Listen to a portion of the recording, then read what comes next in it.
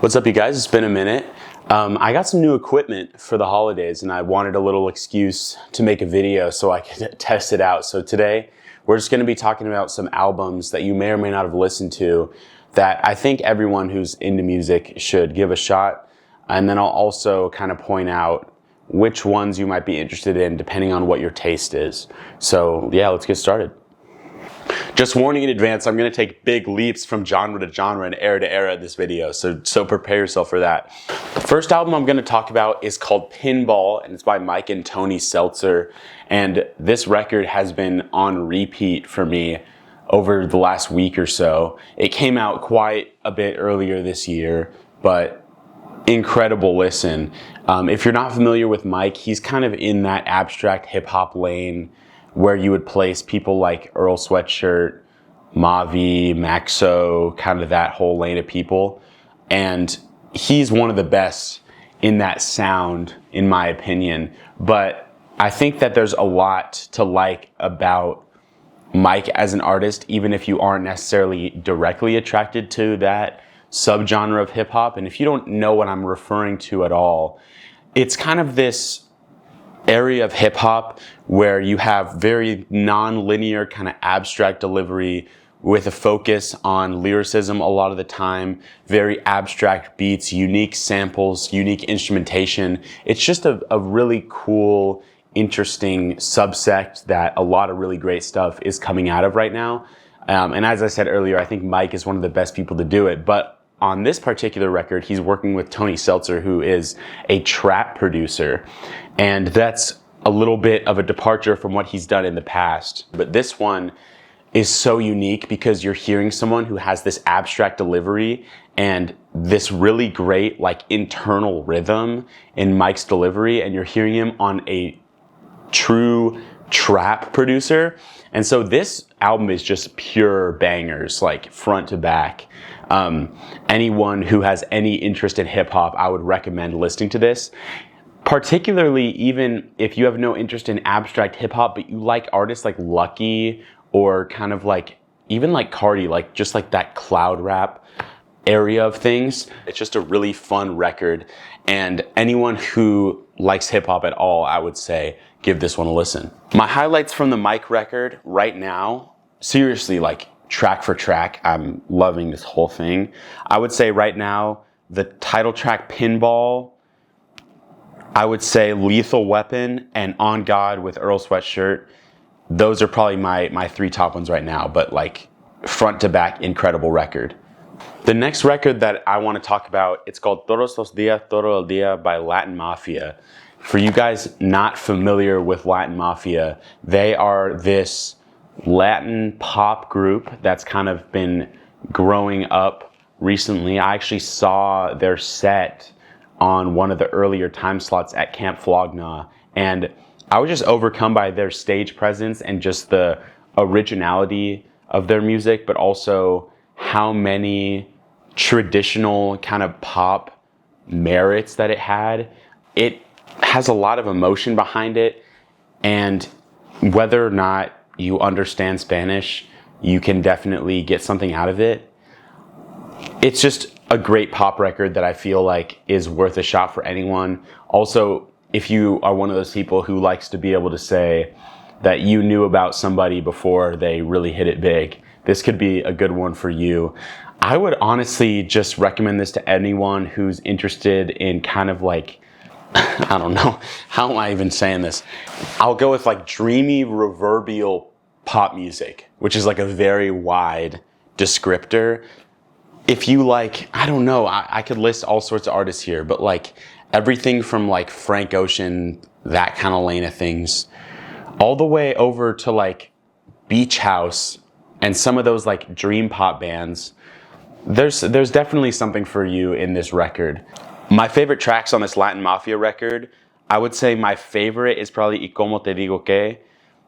And then Que Vamos a Hacer is also a great song, but there's definitely something for everyone here. There's some more energetic cuts and then also some very laid back ones, but I would say this is definitely a great late night kind of record. That would be the environment I would recommend for experiencing it for the first time. All right, we're gonna totally take a hard turn on this next one and talk about There's a Riot Going On by Sly and the Family Stone. There's many people who are probably aware of this record. I've spoken about Sly and the Family Stone in the past, just like a monumental funk group. But the unfortunate thing is that I think a lot of people in my age range, if you were to ask them to name a funk artist, they probably either couldn't or they would name someone who wouldn't even necessarily be considered a funk artist. And I think that it's a genre that a lot of people aren't really tapped into, but that has so much to give. And I just love to see more people interested in these sounds. I mean, you see its influence pop up all across the board. It's just a genre that I think is underappreciated. And to me, There's a Riot Going On is the definitive funk record, with the exception of maybe like Maggot Brain by Funkadelic. But in my experience, I think if you want an entry point to funk, it's hypnotic, but it's got this infectious groove, and there's just nothing like it. There's an energy that funk carries, whether it's, the mind states that the musicians were in when they were making them. I don't know what to attribute it to, but there's something that it brings that other genres just don't bring. That's all I have to say. Just please listen to There's a Riot Going On by Sly and the Family Stone. You won't regret it. This album has some of my favorite songs ever, period. But I would say my two favorite overall are definitely the intro track Love and Hate, and then Poet. Particularly Poet is one of my favorite songs ever. So everyone, please go listen to that record. All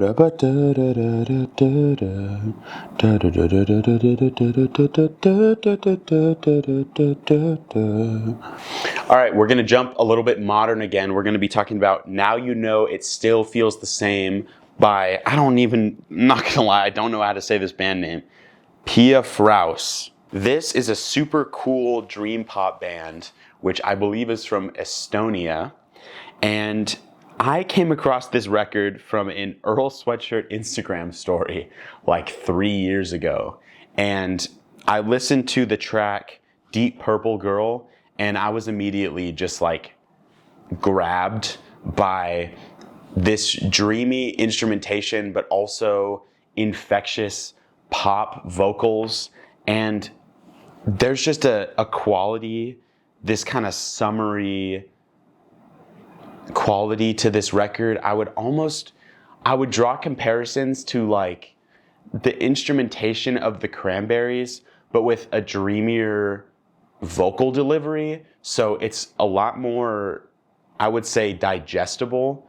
Not that the Cranberries music isn't digestible, it's just Sinead O'Connor's like a very emotive and like expressive vocalist, and so it's not as smooth. I would consider this record very smooth, and I have a particular memory of just on one of the days where I'm just driving by myself to get food and listening to this whole record front to back and sitting in a parking lot eating like a Brahms chicken sandwich and just falling in love with this whole thing. I would say anyone who's interested in mainstream pop music, dream pop, just, it's hard to make these connections to other genres, because obviously these are all records that I love. And so to me, I'm like, if you like music, you should listen to this. Obviously, like, there are going to be people who connect with some of these more than others. I would almost put it under easy listening.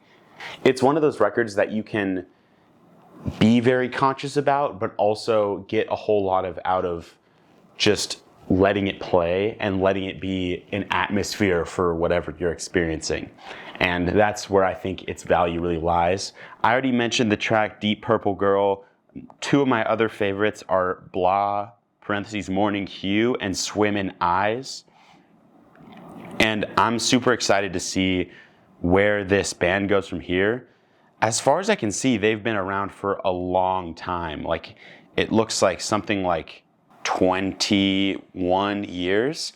And then I also see that some of these tracks from the record I just mentioned are on their really early work. So I believe there's some it is some sort of remaster, but I don't know the details there. I'll put more information in post, but another great record that everyone should check out. All right, I'm gonna make a case for another one of my favorite records of all time to finish this off. And this record is Solo in Rio 1959 by Luiz Bonfa. If you're not familiar, Luiz Bonfa is a bossa nova guitarist and is my favorite guitarist of all time, probably my favorite bossa nova artist of all time, possibly my favorite jazz musician of all time. And the way that he commands the guitar is just insanity. He's able to create these soundscapes where you almost forget that it's happening on one instrument.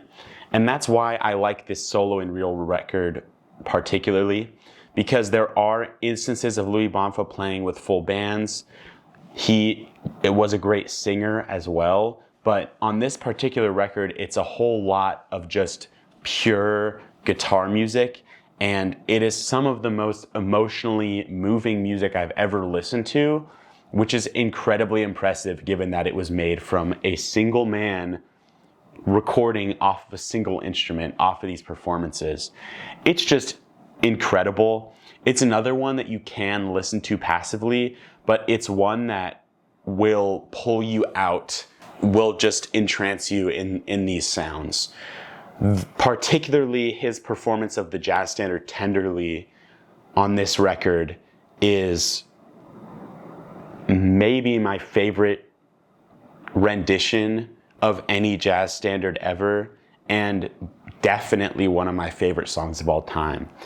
But if you're someone that doesn't know anything about bossa nova or even jazz guitar music, there's so much to like here. And I think that, let's say you're someone who's only listened to hip hop your whole life, only listened to rock your whole life, only listened to country. Listening to a record like this, when so much of our current experience as music consumers is stuff that's super dense in production, and with all of this electronic information that we're constantly being fed musically nowadays, which is not a bad thing. There's a lot of incredible things that are being made, and I love as many new records as I love old records. That being said, I think it's important to understand that one instrument is enough to move people, and I think everyone should give this album a listen. If not the album, just listen to a track and you'll see what I mean. What I'd like to do is make a case for the album as not only a form of creating music, but a way of consuming it, and one that I feel isn't being treated the same way that it always has been. Obviously, what we can attribute the loss of people appreciating albums as opposed to individual songs is streaming. I'm not even going to get into the conversation of streaming. I just want to encourage people who use streaming as their primary method of consuming music, which is the majority of people, to make time to consume albums and consume them actively rather than passively.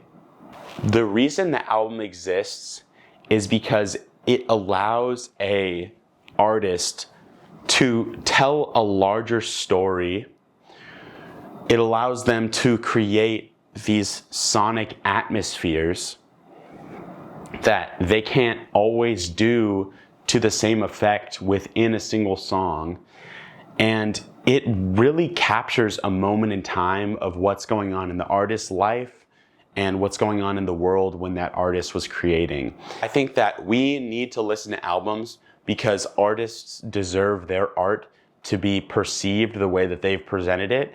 And the reality nowadays is that, with the exception of artists who are creating things specifically so that they'll thrive in the current ecosystem, Artists are presenting their work to be consumed in one way, and consumers are primarily consuming it in another way. And what's happening is there's a disconnect between the producer and the consumer, where the producer is producing their music in a holistic way and the consumer is consuming it in kind of a materialistic or consumerist way.